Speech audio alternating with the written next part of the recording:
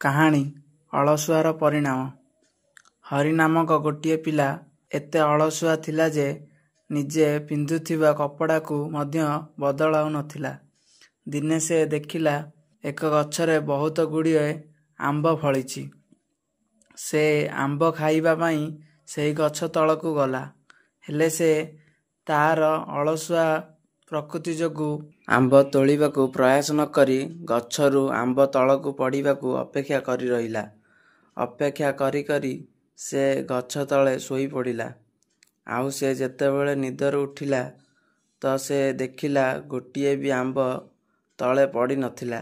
ନିରାଶ ହୋଇ ସେ ଘରକୁ ଫେରିଗଲା।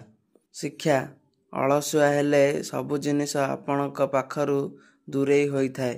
ଯଦି କିଛି ଜୀବନରେ ପ୍ରାପ୍ତ କରିବାକୁ ଚାହୁଁଛନ୍ତି ତ ତା ପାଇଁ କଠିନ ପରିଶ୍ରମ କରନ୍ତୁ।